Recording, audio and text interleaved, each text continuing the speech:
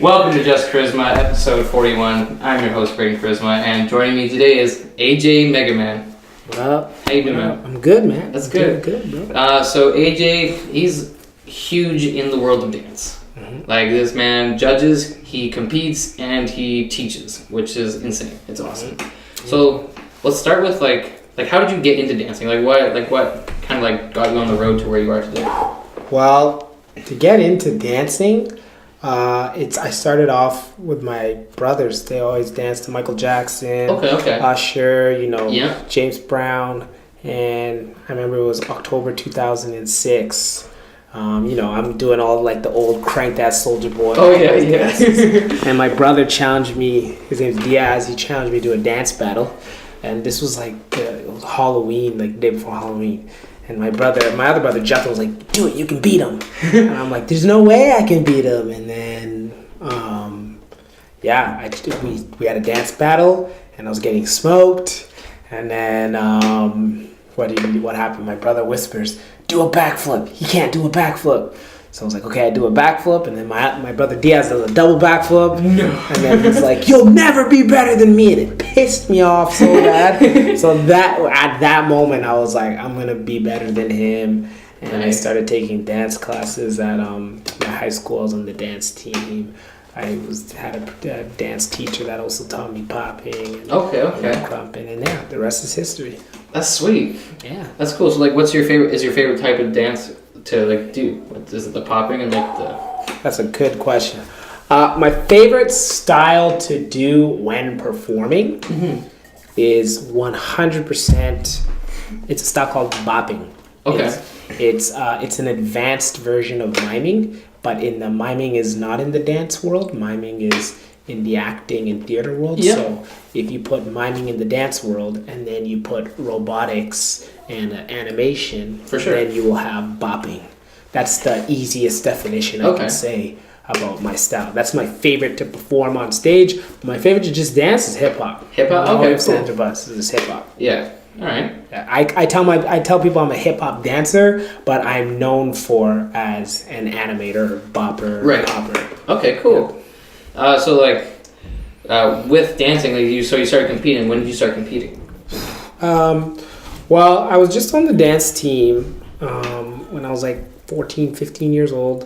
I was on the dance team in my high school, and I was learning from my dance teacher named Megan Jones, and we do local competitions in Surrey. That's where I'm from. Okay, cool. And then I had a math tutor in the 10th grade, and he was actually a professional dancer in Vancouver. Oh, really? And he started teaching me popping, and that's when I was like, what the heck is this style? I want to learn this. He showed me the 14 moves of electric boogaloo. That's another style inside of popping. Popping is a huge umbrella term. Yeah. And so it's math is an umbrella term for algebra, trigonometry. For sure. Yeah. Same as popping. And then when he started teaching me that, when I was 15, 16, 17, I started competing really heavy in choreo competitions in high school. But I was dancing from the age of 10, my first dance battle with my brother. I was 13, 14, and then I took dance series at 15, competing at 16, 17. Okay. And just locally, though. Okay. Yeah. So and since it's only locally, what was your biggest competition? Locally? Or just in general? In general, yeah. The biggest competition I have ever competed in, oh man, that's a good one. That I can think of. Man, that's a good one. I've been in a lot of competitions. There was a couple competitions. One called Last One Stands. It used to be in Vancouver. World of Dance, 2015. I did a whole bunch of competitions the biggest one is called KOD in China. Oh, okay. It's a huge competition. They do qualifiers around the world. Yeah. I was representing Team Canada. Oh, wow. And then you get to perform in front of 10,000 people. So yeah, that was the biggest one. KOD. Holy. Yeah. So then when you compete, are you normally competing by yourself, or do you compete in duos or teams? So when I did the biggest competition, it was 4-on-4. Oh, okay. Yeah, so it was Team Canada versus Team China, Team Canada versus Team USA. For sure. It's literally the World Cup of dance. Okay, yeah, makes sense. That's the biggest one. But usually when I compete, it's solo. So, okay. So it's one-on-one, You do it's like a tournament bracket. You battle, single round knockout. How do you like prepare for something like that? You have to be good. Yeah. You just have to be good. Fair like enough. like the best thing is you need to obviously practice and have your dance skill up. Yeah. You have to know music. Like not all. You don't need to like memorize a song. You just have to understand music. Just like feel the beat. Yeah, kind of feel thing? the beat. Funk music. You should be listening to a lot of funk. Listen, if you're gonna do a popping battle, you should be listening to like funk music, popping music, and For see sure. like just understand how like every single popping song follows a certain like melody, follows a certain beat pattern. Same thing with hip hop. When you're gonna enter a hip hop battle, listen to hip hop music. Like put on old school hip hop, new school hip hop, Right. instrumental hip hop, and you just when you know music and you just know how to dance and freestyle and boogie to it, you'll be ready for a battle. And then that's just dancing wise. Then it's That's mental. Mental's a whole nother game. Yeah. Okay. Yeah. So like when you're competing, do you have a routine, or is it kind of just mostly like Straight freestyle. straight freestyle? I mean, Okay. you have signature moves. Like Yeah. I have some signature moves that have been passed down to me from my OGs that they've said, I want you to use these moves in battles to keep this style and trademark these moves alive. Okay. And then I have moves that I've come up with. But then the problem is you can't really come up with a move because everything's already been created. Yeah, I see Somebody what- yeah. has already done it. So it's like some people be like, oh, I've seen that move. It's like, well, I didn't know. Yeah, like totally. I was doing it here in Canada and you were doing it in Malaysia. How am I supposed to know? Literally, Like, like you're not sitting there like, all right, I gotta find this. yeah, Like, does anyone else do that move? You Yeah, know, exactly. sometimes like I have a dance crew member. His name is Bopping Geek. Okay. And I remember we went to a dance battle in LA in 2014, and he was showing me. He's like, "Yo, I got this move. I'm gonna do this move." I'm like, "Yo, do it. It's dope." And then when we got there, in the middle of the battle, like we saw somebody do those exact moves he No. created. And he's just like, "You can't create anything. Everything's been done." And Yeah. I was like, bro, you gotta just be quick. Once you create it, make a video, put it put it Yeah, online. yeah, then it's like- this is mine. yeah, you know? copyright it. You know, this is mine. You know, but yeah, it's straight. Some people come up with sets, but me, straight freestyle. Straight freestyle. Okay. Freestyle, you just do your own thing. You just prefer that, where you can kind of just feel the music and kind of go with the flow. I mean, I do teach choreography. Yeah. Because in my opinion, if you want to be a complete dancer, you need to be able to pick up routines and you need to be able to freestyle. For sure. So, but when I'm competing one-on-one, it's all freestyle. Okay. Yeah. And like when they're like the competitions, like is it kind of like So You Think You Can Dance, where like the people would come perform, and then the next person would come, or is it like there'd be two people dance, and then it's like whatever the audience type thing? So in the battles that I do in the street dance world, it's underground world. So what they do is you have a preliminary round. Yep. And you'll have a set of 3 judges, 5 judges, 1 judge. Who knows? Right. Depending on the competition. And there'll be like 500 dancers. One person dances. You have 30 seconds to show why you want to be in the tournament. Oh, okay. So you like just to get in. Just to get in. Those are called the prelims. Yeah. So you need to dance 30. Sometimes they'll have 5 dancers dancing at the exact same time. Oh. And the judge will just be like, only one of you will make it to the tournament. Next 5, only one of you will make it to the... In China, you'll have 2,000 people competing to get into the top 32. Oh my god. So they'll have like, each judge will take like 500 they're watching. Yeah. And then they have to narrow that 500 down to 100 dancers. And then, Oh then you'll do a second preliminary round, and then you'll all watch, and then it'll just be like, nope. So basically in the prelim, you screw up once, you're out. Yeah. Yeah. If there's like a lot of dancers, you want to stand out. Like, For sure. If you're wearing sweatpants and I don't care how good you are, you're gonna be like, this guy's he's good. He's wearing sweat. He's boring. You're not memorable. You need to like from head to toe. Your swag's gotta be good. Yeah, for sure, Your right? confidence, your facials, your performance gotta be good, and then your dance has to be good. Then you're memorable, and then you'll make it into the battle. You'll So then stand out. once that happens, let's say top 32 or top 16, it's 1-on-1. DJ plays a song. One dancer goes. 45 seconds, 1 minute. Another dancer goes. Okay. Judges 3, 2, 1. They point. Who do they think Oh, wins? okay. Yeah. Oh, And wow. Then you just keep going. You lose, you're out. Yeah. You make it to the next round. Just like elimination rounds. Single elimination. You win. Sometimes you win. You can win big money. You can lose. It's all part of the game. Yeah, for sure, right? It's just like anything. Those are dance contests in the street world. Okay. Now, dance contests in the industry world is what you see. So you think you can dance. Okay, yep. Like where you go on stage and you perform, and then the judge will be like, you need to work on this, and but those are in the street world. It's like what the judge says and goes. Yeah, yep. point. That's a dance contest. Yeah. Or they call them dance battles. Okay, that makes sense. Do you have one that you prefer to participate in? Do both. Do both, yeah. I mean, I love doing like industry dance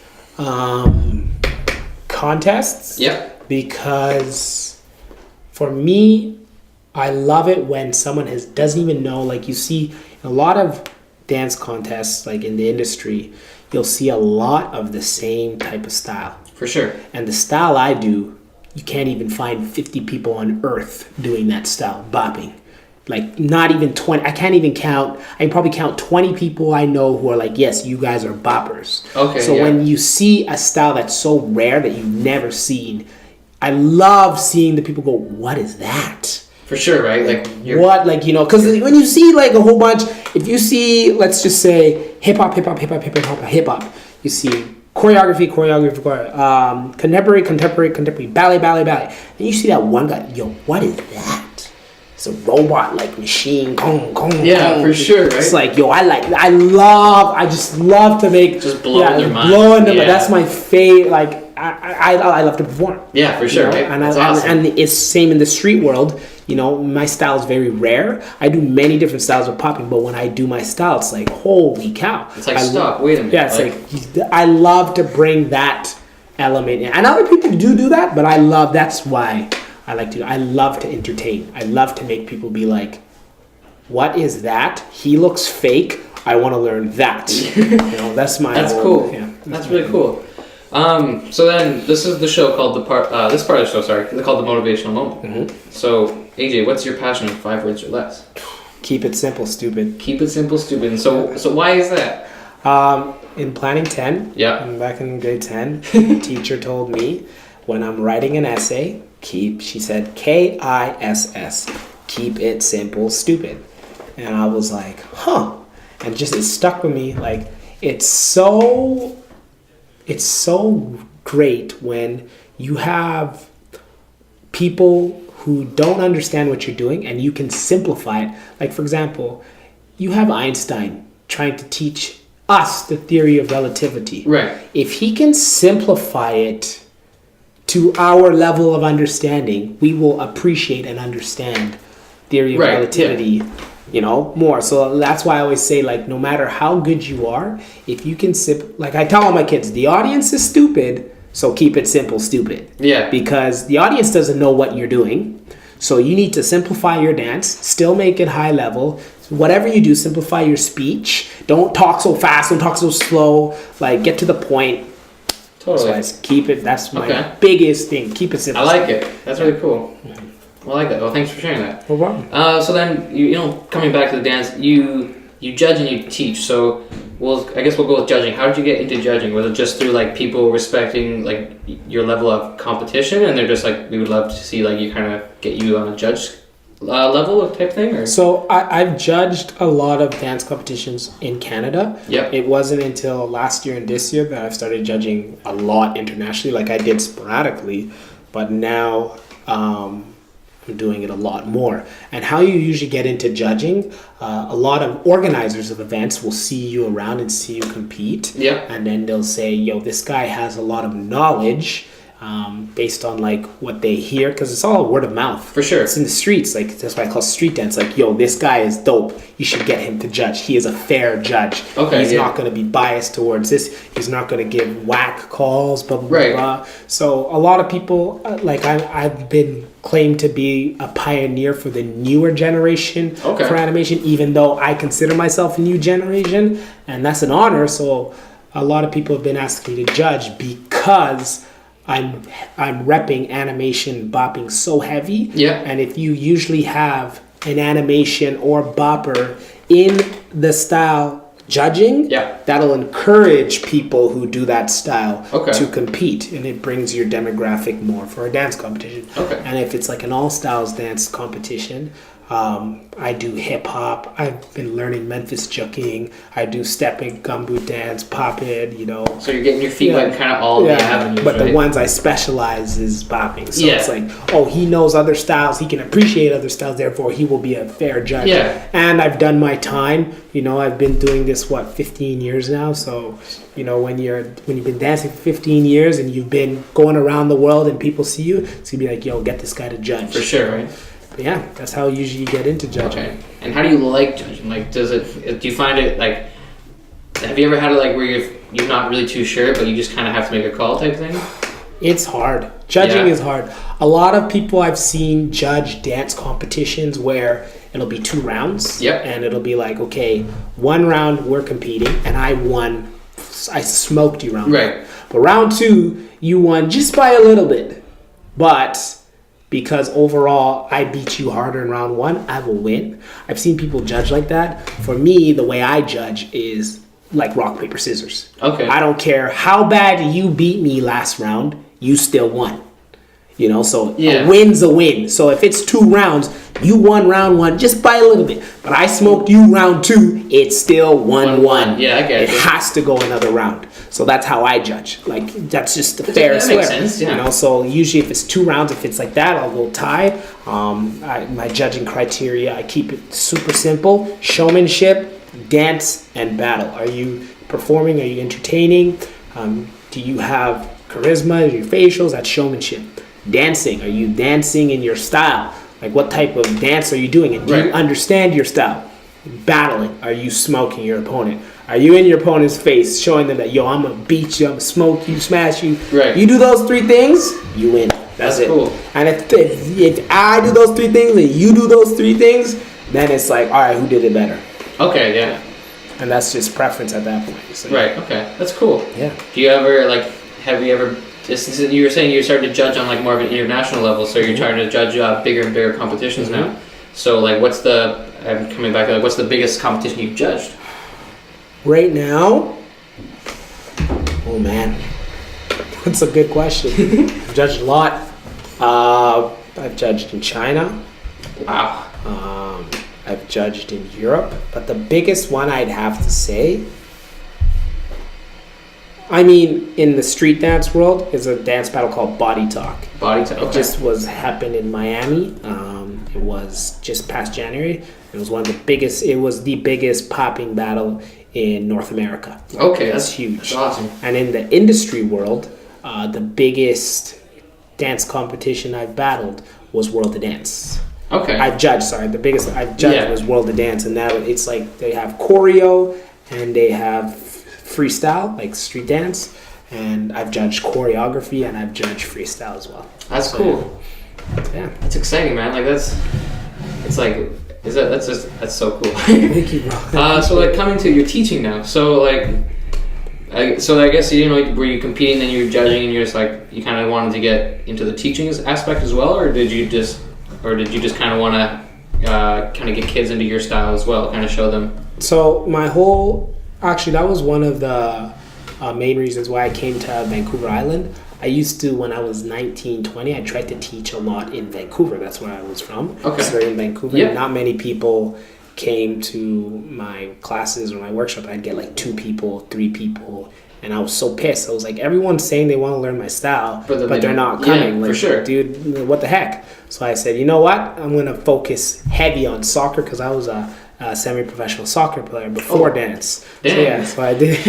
That's so awesome. Well, not many people know that part. So I played soccer and I played for the VIU Mariners. Oh, so cool. I was playing for Mariners and I did a whole bunch, national team, white caps, all that jazz. And then one day in 2011, it was like, hey, we need a sub. Her name's Sarah Stewart. She owner of Vibrant Dance Studios. Okay. She's like, we need a sub. And I was like, I haven't taught dance in like, I don't know how long. Like, can you sub? I heard you're a dancer. I was like, okay, fine. And, I subbed and she hired me on the spot. She loved my teaching. Okay, that's awesome. And then that was during the time when dubstep music was huge. Okay, yeah. So everybody was loving dubstep music and they called it dubstep dance, when in reality that's actually called animation. You're just doing it to dubstep music. Yeah, okay. So everyone was like, I want to learn that. So I was like, oh, this is sick. you know, and I didn't know you could make money from dance. I just wanted to teach for teaching. Yeah, for the sake and of then it. all across the island, people were like, yo, we need this guy, we need this guy, we need That's this guy. awesome. We need this guy. And Word then, of mouth. So word of mouth. Sarah is a huge advocate. She helped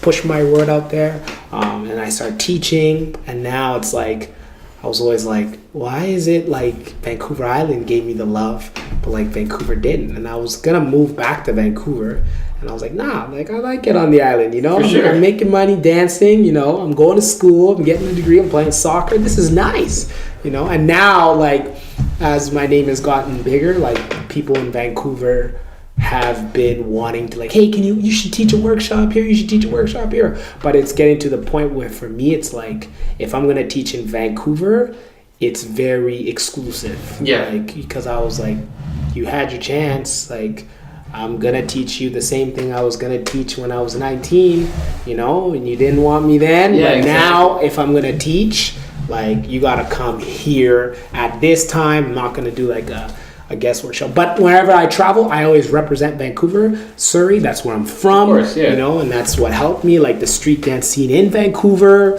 But yeah, it was because of the seclusion at the time. Animation wasn't even like loved in Van back in like 2010, 2009, Right. 2011, and then eventually it started blowing up. Right, and yeah. then people wanted, you know, Mainstream hit it, and they're like, Yeah. everyone's just like, I gotta do Yeah, this. everyone wanted to do it, so they didn't really want to learn what I was teaching. Yeah. The island wanted to, and now the island dancers in popping are just killing it around them. They're killing it. Yeah. Like I can name like 20 right now, like dancers from the island that can like roast some dancers from around the world. Like, That's awesome. so yeah, that's how. So teaching was first, and then sorry, I went on a rant. Yeah, that's great, man. That's good. I like to hear this. Yeah, teaching was first, and then after teaching, I was always just battling, and I was teaching my kids how to battle. And whenever I was like, like I don't have enough to teach these kids, I'd go travel, get Yep. some information from other scenes. Oh, yeah, okay. Learn from other people, come back and teach the kids. That's cool. That what I do. So I'd always, and the kids would always be like, AJ, whenever you travel, we always know when you come back, we're learning new stuff. Yeah, I'm doing it for you guys and for myself. Of course, right? Because I was always working on the stuff that these people would teach me or that I would observe. And then over time, you know, when I'm growing, my kids are growing, you know, I'd take my kids to dance battles. I would compete, they would compete. Okay. And then over time, it was like, yo, AJ, your kids are good. And then people started saying like, yo, like, what do you do over there? I'm just like, yo, we just training hard, you know? There's a big guy, big name dancer from Montreal. They call him Monster Pop. Because Okay. like he has like a hard hit and he's like a monster when he dances. And he came to Vancouver Island one time, first time ever, in like I think it was like 2015. And he came on the ferry and he was like, dude, what's this? Like he got on and it was fog everywhere. Oh, yeah. And then he was like, where are you guys taking me? And then once he got off the fog, it was like sunshine and yeah. Horseshoe Bay, Departure Bay, or whatever.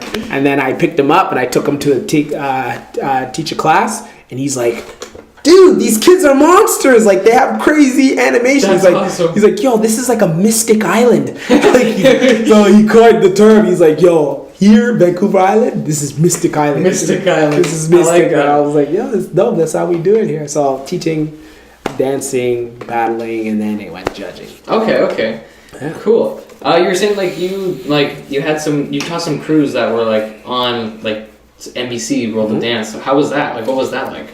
It was great. For me, it all sparked. I took them. My whole thing with teaching is I try to get my kids exposure.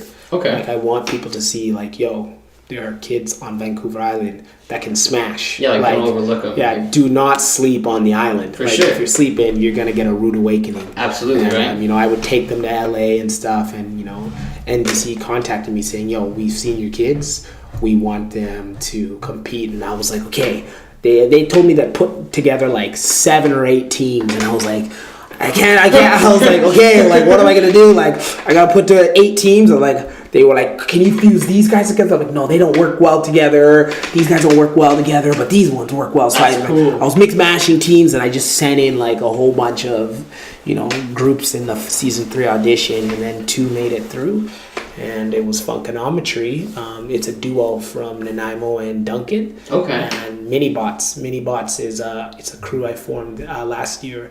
It's 2 dancers are from the island, the rest are from Chilliwack, Vancouver, Langley. So it's all over BC. And and I put in another group called Megabots, but they couldn't get in because one of the members of Funkonometry was already in Megabots, so you can't compete against yourself. So it's like there's always if I'm forming 8 crews, one dancer could be in 4 of those crews. Right. So only one of those crews will make it through, So it's makes sense. But then now, this season 4 is gonna be they were like, "Key, can you put in some more teams?" And I'm like, okay, well, I gotta think. I'm like, okay, well, I gotta start scouting. Right now, as I'm teaching, if my kids are watching this right now, if you guys are paying attention in class, I'm scouting to put another team in for World of Dance season 4. So pay attention. Just saying, Absolutely. Just put teams in. So a lot of people say, oh, you should compete, but it's I don't know. I've been thinking about it, but it's more for the kids, man. I get it. Well, as a teacher, can you compete and then also have crews compete? You can. Yeah. As long as you're not in one of those teams, those crews. Then you got nothing to lose. I can do it, but it's it's gotten to a point where some people would be like, yo, if your kids aren't really doing exactly what you ask, why don't you just go do it and be like, fine, I'll do it myself. Like Thanos, Thanos, I'll do it myself. Yeah, absolutely. I was like, maybe I should Thanos thing. We'll see. Whatever life throws at me, if school plays in order, absolutely, and everything works, then maybe I'll do it. But I can't say I'm going to, and I can't say I'm not going to. Just kind of all in the heat of the moment type thing, and how you feel. It'll literally be the day of, I'll do it. I'll be like, hey, here's my music. I'll audition by myself. Or 2 weeks before, it's if somebody is yo, let's put a team together, and if it's the right person, for sure, I'll be like, yeah, let's do it. And we'll keep it.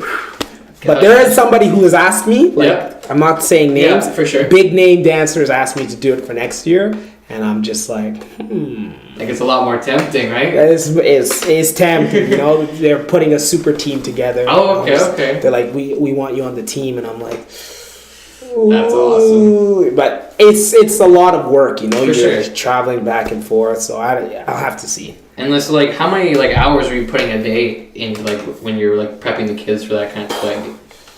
If I could, I would use 24 hours, but I can't. Yeah, you need sleep and stuff. How many hours am I putting in? For me, it depends. It all depends. Sometimes we'll put in 5 hours in one day, just straight. Yep. Sometimes we'll put in 1 hour, and I say, go practice on your own. Okay. And then, they'll go practice. They'll come back to me and be like, what do you think? And I'll be like, okay, let's work on this part because it's ugly, or let's make it better. Okay. So it all depends. I put in, the longest I put in teaching is 14 hours. Straight? Yeah, 14 straight. Wow. I just going in, let's go.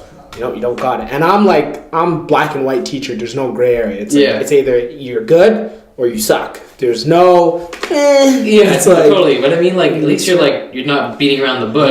You're just straight through.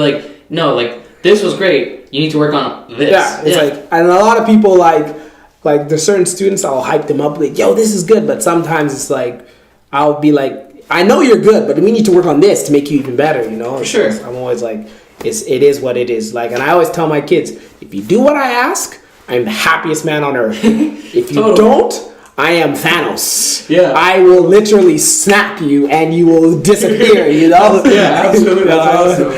That's how it is. So then with the NBC, are they choreographed dances? Choreographed dances. So then, did you come up with the choreographs, or how hard was that?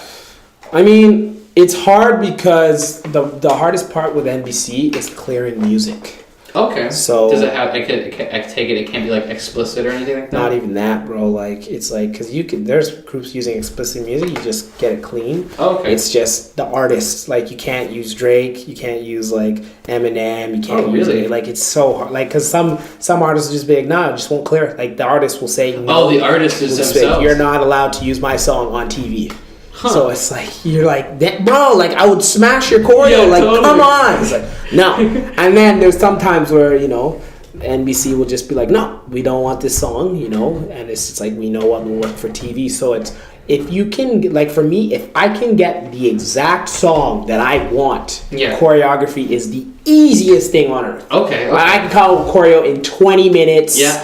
3-minute long choreography in 20 minutes. If I can get my song that I want. Yeah. But if I don't, it's a headache. Oh my gosh. It's the biggest. You're just like, oh, what am I going to do? Because the song is like, I don't like this song. Why am I choreographing to a song I do not like? Exactly, you know? right? It is what it is, man. So choreography can be hard, but it can be easy. Okay, that's cool. Yeah. So like, what's been the easy, like what song would you prefer to choreograph to? Depending on the style. Okay. I love choreographing to ludicrous. Okay. I love choreographing to funk music. Yeah. I love funk music like Cameo, Zapp and Roger. I love choreographing to Robot Boys. They have the greatest animation songs, like all the all those animation songs. They have so much, but it all depends on the song. Like some songs, like I'll just hear it. Like I love choreographing to trap music, like Troy Boy. He just gets it. Like he is a musician. Like I love his music. But like sometimes I'll just be listening to a song on the radio and I'll just be like, imagine my kids did. And I'll just be like, spark score. And I'll be like, guys, new choreo, practice next week. Listen to this song, and it just goes in. That's cool. It all depends on the song. Okay. That's cool. I love Tin Man, DJ Tin Man, Beat Slayer. So many DJs, MoFac. Like there's so many. I love choreographs so much. You can't say like what's my favorite song. It's just too hard. Well, it's like saying what's your favorite movie or your favorite food. There's just dude, like you can't say that. I can give you like a top 10. Yeah. But I can't say this is number one. Yeah, exactly. You know? Yeah. That's cool, man. Mm-hmm. Well, AJ, I just wanted to thank you for coming on the show. Like, I really appreciate it. Where can the people find you? If you want to see my work, you can search me up on Instagram, AJ_Megaman.